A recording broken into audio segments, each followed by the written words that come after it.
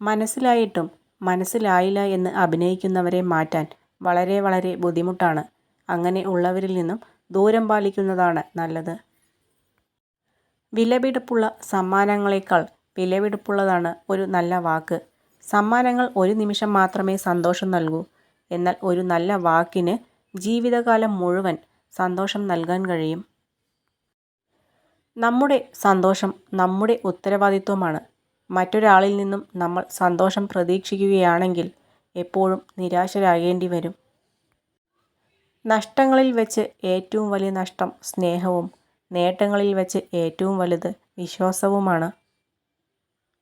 ചില മനുഷ്യരുണ്ട്, നമ്മൾ അവർക്ക് എല്ലാമായിരുന്നു എന്ന് തോന്നിപ്പിച്ച് പിന്നീട് ഒരു വാക്കിൽ ആരുമായിരുന്നില്ലെന്ന് തെളിയിച്ചു തന്ന് തിരികെ മടങ്ങുന്നവർ.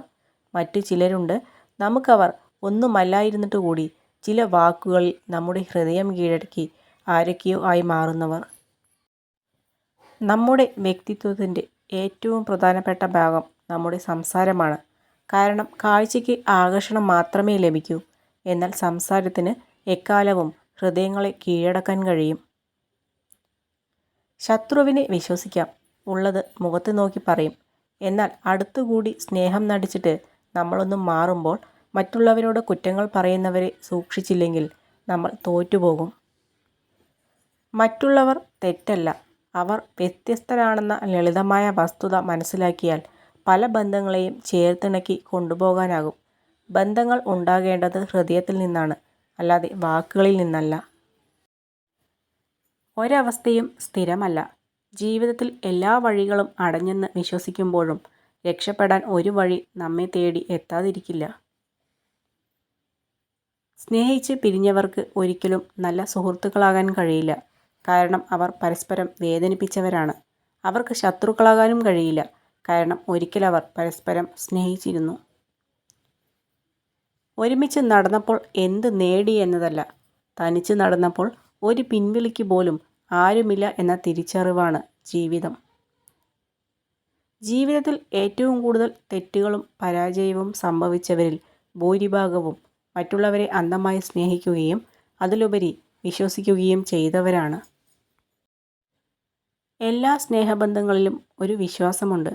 സ്നേഹിക്കുന്നയാൾ ഒരിക്കലും വേദനിപ്പിക്കില്ലെന്നും ഒന്നിൻ്റെ പേരിലും വഞ്ചിക്കില്ലെന്നുമുള്ള വിശ്വാസം. ആ വിശ്വാസം നഷ്ടപ്പെട്ടാൽ തകർന്നു പോകുന്നത് ആ ബന്ധം മാത്രമല്ല, ആത്മാർത്ഥമായി സ്നേഹിച്ച ഒരു ഹൃദയം കൂടിയാണ്. രൂപം കൊണ്ട് ആരെയും വിലയിരുത്താനാകില്ല.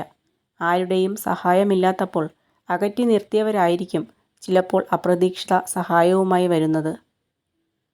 നമുക്ക് സന്തോഷവും സമാധാനവും നൽകാത്ത മുഴുവൻ ചിന്തകളെയും മനസ്സിൽ നിന്ന് ഒഴിവാക്കിയില്ലെങ്കിൽ മനസ്സ് എപ്പോഴും അസ്വസ്ഥമായിരിക്കും. നമ്മൾ മറ്റൊരാളുടെ പ്രേരണയാൽ നമുക്ക് യോജിക്കാൻ കഴിയാത്ത ഒരു കാര്യവും ചെയ്യരുത്. ഞാനത് ചെയ്യില്ല എന്ന് പറയാൻ മനസ്സിനെ ബലപ്പെടുത്തണം.